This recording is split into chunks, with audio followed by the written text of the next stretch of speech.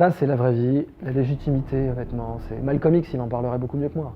Malcolm X se dirait la légitimité, c'est un instrument de domination, et puis c'est tout. Parce que la légitimité, c'est quoi?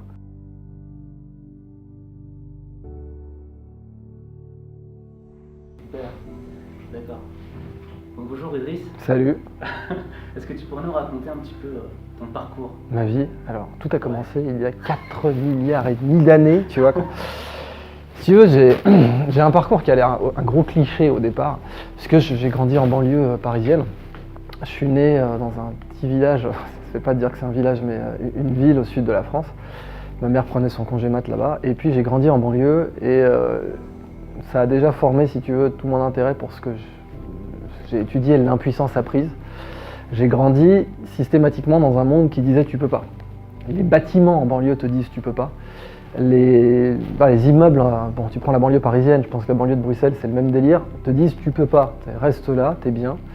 Faut pas oublier que Le Corbusier, il avait dit clairement, quand il a fait faire construire ces grands ensembles, c'est pas lui, c'est ses héritiers, mais vous devez faire preuve d'hygiène sociale. Donc sortez ces gens là de la ville, là, sortez, ils ont rien à faire au centre de Paris, ces mecs-là. Et donc, si tu veux, ça m'a défini comme un éternel banlieusard. Banlieusard de tout, pas que physiquement, banlieusard des études aussi. C'est-à-dire, c'est dans Paris, à l'étranger, t'es un Parisien. T'es de la banlieue parisienne, t'es un Parisien. Ah non, mais pour le petit privilégié de la montagne Sainte-Geneviève, là, qui a grandi là, non, t'es pas un Parisien, t'es de l'autre côté du périph'. Cette notion de banlieusard, ça a défini mon existence, tu vois, à tous les niveaux. Donc c'est pour ça que j'insiste dessus, parce que c'est vraiment quelque chose d'important dans mon identité, tu vois. Je revendique d'être banlieusard, de tout, en science, en ce que tu veux. Je suis banlieusard, je le resterai. Et c'est dans la banlieue souvent que se fait la plus grande innovation. C'est pas qu'en rap, quoi, tu vois. T'as jamais vu un mec rapper sur la montagne Sainte-Geneviève?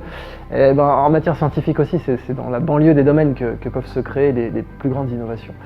Donc ensuite, si tu veux, un peu blasé du fait que tout le monde me disait tu n'y arriveras pas, tu n'y arriveras pas, tu n'y arriveras pas, j'ai décidé d'y arriver automatiquement. Donc j'ai fait des études en France. Honnêtement, c'est un de mes plus grands regrets, mec. Si on devait me demander quel est le plus grand regret de ta vie, avoir étudié en France. Parce que l'ambiance est merdique, parce que si tu veux, rien n'est gratuit sans raison. On dit que les études sont gratuites en France, bon, c'est pas vrai, hein. Elles sont juste payées par les impôts, elles ne sont pas gratuites. Et rien n'est gratuit sans raison. Tu vois rapidement qu'en France, le principe de la justice à deux vitesses, le principe d'un monde à deux vitesses en vrai, hein, que tu retrouves dans d'autres pays mais qui existe bien en France, bah, tu le retrouves dans les études. Tu as des études à 2, 3, 4 vitesses en France. Selon d'où tu viens, selon ce que tu as fait, tu ne seras pas traité de la même façon. Et tu le vois réellement dans ce beau pays qu'est la France. Donc ça c'est mon vrai regret, mais en fait rapidement, je suis rentré en dépression. Je suis rentré dans une école dont personne n'a entendu parler en dehors de la France, qui s'appelle l'école normale supérieure. T'en avais entendu parler? Ouais, je sais que Macron est passé par là. Non, même pas. Putain, si. Mais si, t'as raison, il a dû être passé par là. C'est comme ça que t'as dû savoir, tu vois, par Macron, quoi. C'est lui qui t'a appris que cette école existait. Et à l'international, si tu veux, bon, personne ne les connaît, ce qui est tout à fait légitime en même temps. Et puis bon, bah, j'étais déprimé parce que c'est une machine à dépression ce truc. C'est vraiment, tu demandes à n'importe qui y est passé. C'est un cloître, c'est tout fermé, c'est là pour école normale. Tu le sens déjà le concept. Est-ce que tu sens bien? Alors là, la dissonance cognitive à la française, c'est normal, supérieur. On va être supérieur dans la normalité. Est-ce que tu vois le truc? En France, ils mettent des supérieurs partout. Hein. J'ai fait l'école normale supérieure, ensuite j'ai fait une préparation militaire supérieure, et puis j'ai fait aussi l'école des hautes études en sciences sociales, haute, normale, supérieure, machin, partout. Étonne-toi après que la France croit très sincèrement être le phare du monde. Tu sais, c'est Raymond Aron qui disait depuis le temps que la France rayonne, le monde devrait avoir un sacré coup de soleil. Il avait tout décrit, ce mec, dans les années 70 à peu près. Donc, j'ai fait une dépression et je me suis dit, je veux me casser. Alors j'ai fait d'abord un stage à Cambridge. Je dis, s'il vous plaît, aidez-moi. Il y avait un mec de Cambridge qui passait par là, qui me disait, bon déjà, écoute, le mec qui est ton tuteur à Normal Sup, c'est un branleur de première classe. Il me le dit comme ça, quand je le rencontre. Le type, il est là, il fait, bon, mais qu'est-ce que tu fous avec ce mec-là? Et viens dans mon labo, on va s'éclater. Cambridge, c'est Harry Potter. Tu vois vraiment les deux mondes. Tu vois le monde anglo-saxon, où là, tu es libre, tu fais ce que tu veux. C'est là pour t'épanouir, t'es responsable de ton éducation, c'est toi qui choisis ton programme, t'as majeur, t'as mineur, ton menu, quoi, t'es un adulte. Et puis le monde, l'école normale supérieure, toutes les grandes écoles françaises en général, où t'as limite ton carnet de correspondance, t'es là, monsieur, j'aurai une heure de colle ou pas, comment ça se passe? T'apprends la soumission absolue. Et ça, j'ai décidé de lutter contre ça dès cette époque. Ça a toujours été ma marque de fabrique, l'irrévérence et l'insolence. C'est là que j'ai appris l'insolence. L'insolence et l'irrévérence, tu dois l'apprendre dès que tu grandis en France, surtout en banlieue, parce que, je te dis, les bâtiments même te disent mec, reste là, t'as rien à foutre à Paris, tu dois te sentir mal quand tu passes le périph'. Et t'es la grande époque, touche pas à mon pote, toutes ces conneries, enfin bon, tu vois l'ambiance. Et donc déjà d'entrée de jeu, l'insolence et l'irrévérence, c'est devenu mon métier, quoi. C'est devenu le truc qui fait ce que je suis. Et donc après, à Cambridge, je me dis là, j'aimerais bien me casser aux États-Unis pour voir si l'herbe serait pas plus verte de l'autre côté de l'Atlantique. Et j'envoie 60 emails à 60 facs américaines en disant sauvez-moi, quoi. Sauvez-moi. Et puis les petites répondent non tout de suite. Les petites, genre l'université de Houston, des machins comme ça. Et les très grandes répondent oui. Les très très grandes. Princeton me répond oui tout de suite. Et en plus, le gars qui me répond à Princeton, c'est Andrew Wiles. Andrew Wiles, c'est un des plus grands mathématiciens du XXe siècle. C'est le mec qui a démontré la conjecture de Fermat. C'est que A au carré plus B au carré égale C au carré dans les entiers, théorème de Pythagore, c'est pas possible au-delà de cube. A au cube plus B au cube égale C au cube, ça n'existe pas dans les entiers, au-delà du cube. Et pourquoi les grands alors, je vais être très honnête, j'en ai aucune idée. En rétrospective, je pense que c'est parce que quand t'es number one, t'en as rien à foutre. C'est bon, ça marche pas, ça marche pas. Donc les gars, en plus je leur écris, j'ai pas un sou, j'ai pas une thune. Je viens de la France où effectivement les études sont dans les impôts que mes parents ont payés, donc moi j'ai pas une thune, n'attendez pas à ce que je paye 40 000 balles. Et par contre, voilà ce que j'ai produit. J'avais déjà à 17 ans, j'avais produit une petite étude sur le jeu vidéo dans l'éducation. J'avais fait à la CEM, qui est un truc qui a été créé par Piaget, un psychologue de l'éducation très connu. J'avais fait une étude sur comment les pro-gamers pouvaient inspirer l'éducation de demain. Donc je leur dis voilà, j'ai fait ça, puis j'ai fait 2-3 autres trucs, allez viens, ouais, ça me fait plaisir. Et les deux gars, donc Andrew Wiles côté Princeton et côté Stanford, c'est Solomon Pfefferman, un mec que je salue, il est mort maintenant, mais c'est un type qui a pesé dans ma vie. Solomon Pfefferman, prix Choc de logique, l'équivalent du prix Nobel pour la logique. Et lui il me dit mais un long mail, hein. Tiens, alors tu pourras pas passer de diplôme, tu seras pas un étudiant, on va t'inviter comme visiting scholar. La contrepartie c'est que tu devras faire des confs. J'ai 19 ans quand il me répond.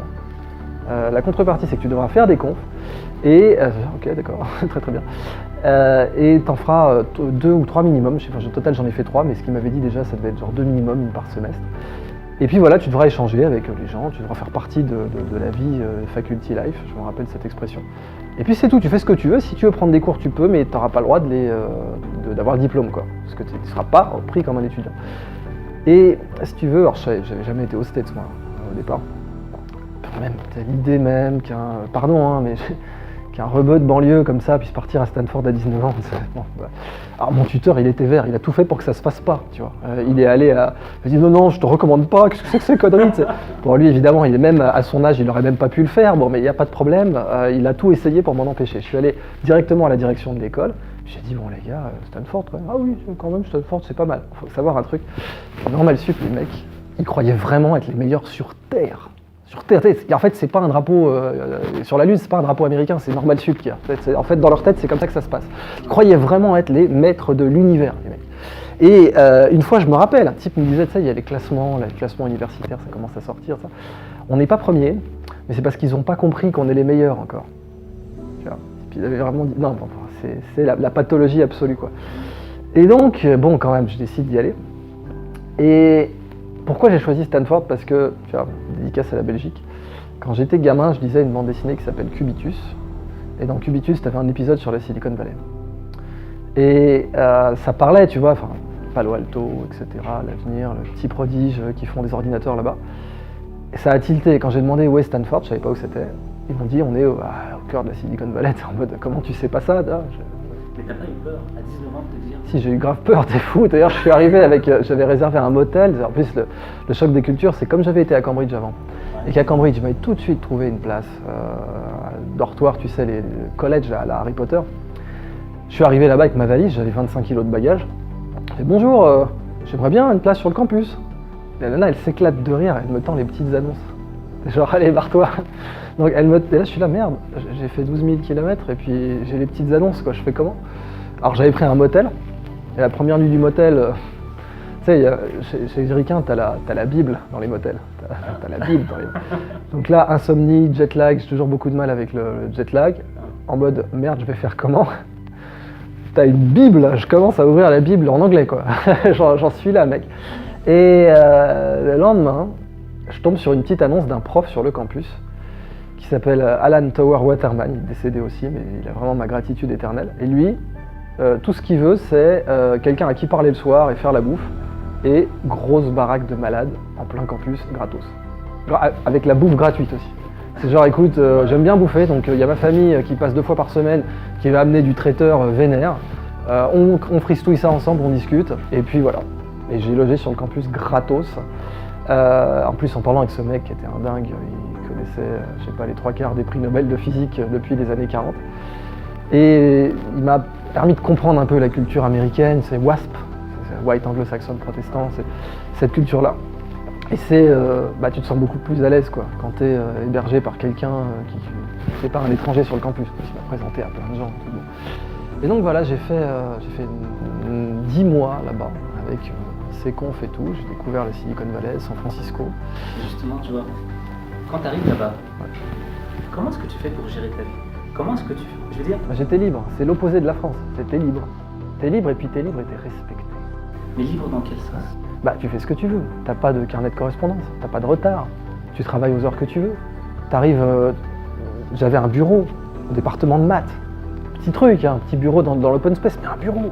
Puis à l'étage faculty, tu sais, pas avec les doctorants, ils étaient 2 étages en dessous. Enfin, le respect et la liberté.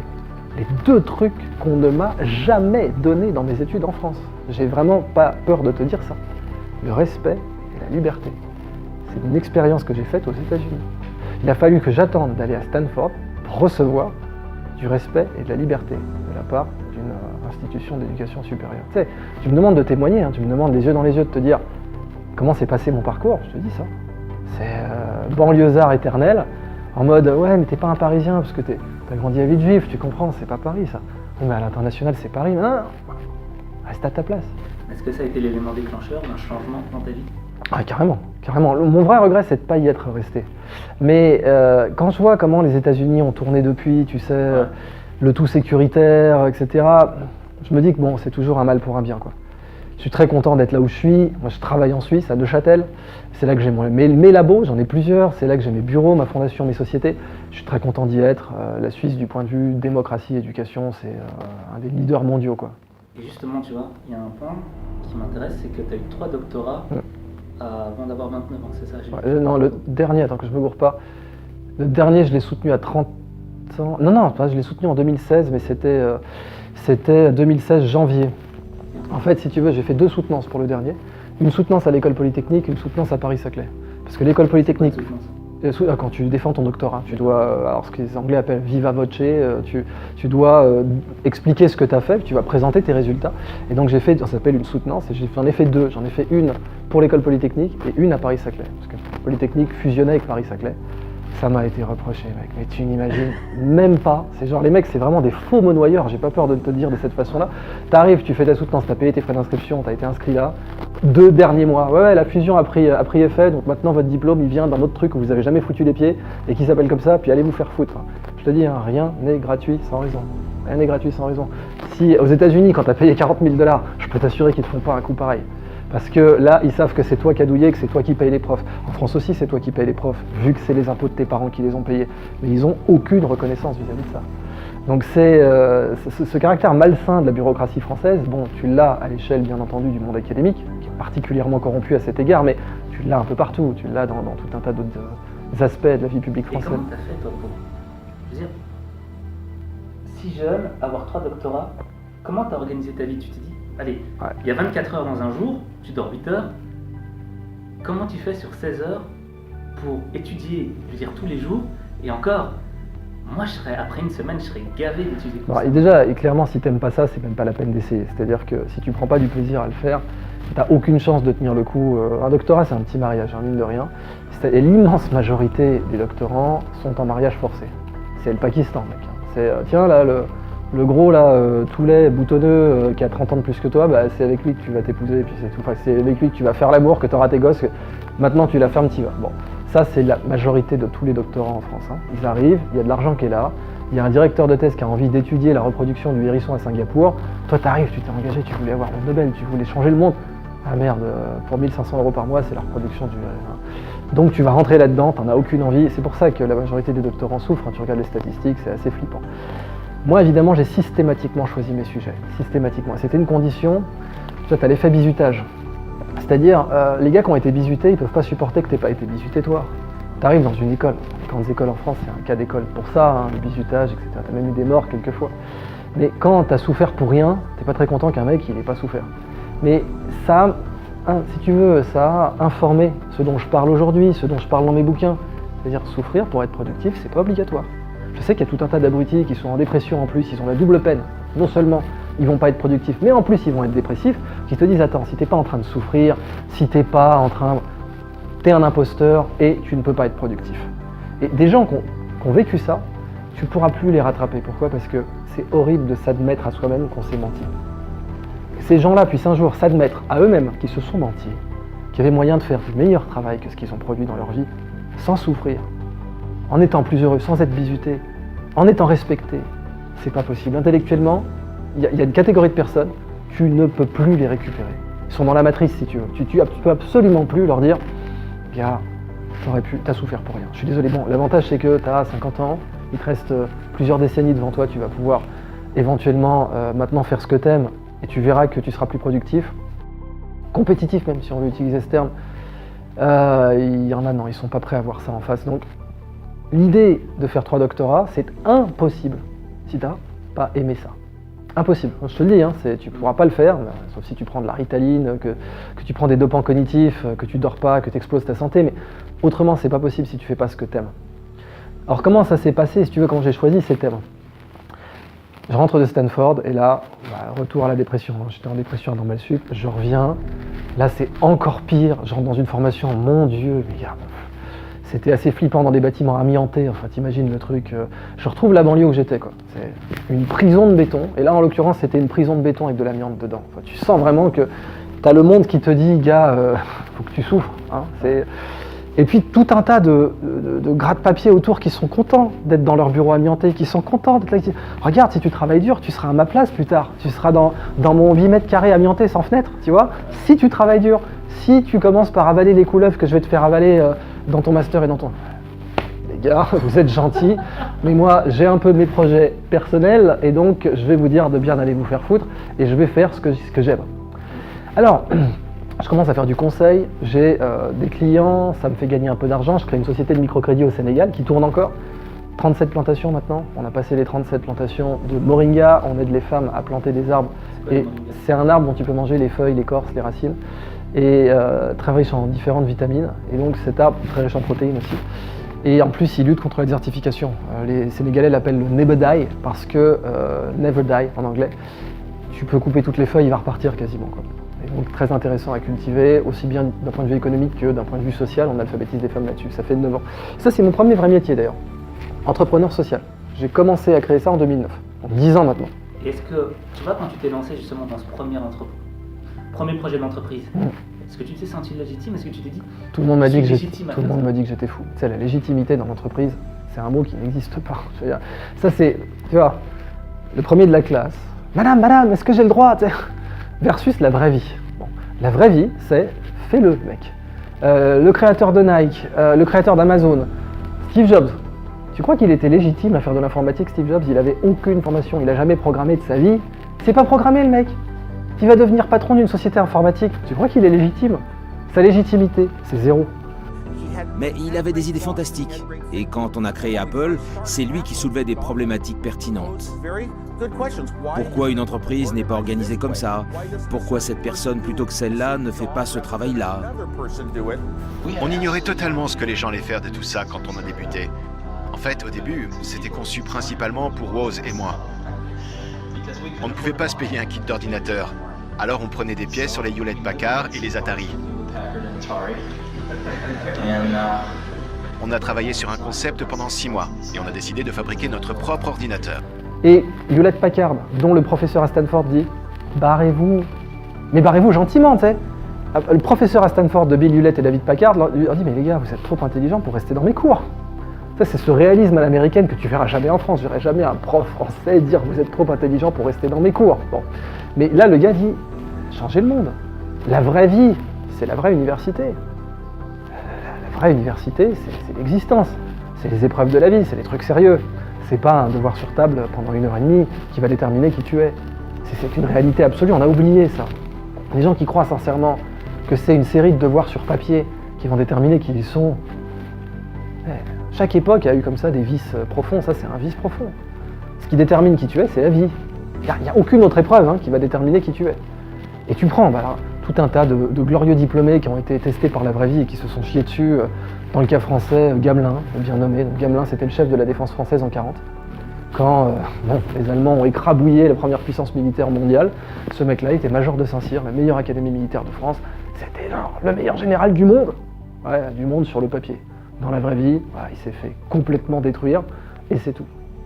Les forces françaises en blindés n'étaient pas quantitativement moindres que les forces allemandes. Elles étaient même un tout petit peu supérieures aux forces allemandes. Mais il y avait un problème de doctrine stratégique. Les Français avaient décidé que les blindés, pour être utilisés, devaient être utilisés par contingent réduit, restreint et laissés à la discrétion d'un certain nombre de chefs d'unités. Les Allemands, au contraire, avaient l'idée de concentrer les forces blindées en un point du territoire et ils avaient comme cela une force de frappe extraordinairement puissante et efficace, ce qu'ils ont démontré dans l'offensive des Ardennes. Donc la légitimité dans l'entrepreneuriat, c'est quelque chose c'est du pipeau irlandais, vraiment. Tu n'as pas de légitimité, c'est tu le fais pas, point. Et si t'échoues, tu recommences. À l'école, si t'échoues, des fois on te dit non mais arrête, c'est pas fait pour toi les maths. C'est pas vrai, bon, la médecine en France, on manque de médecins. Bah, t'as 2 ans pour essayer.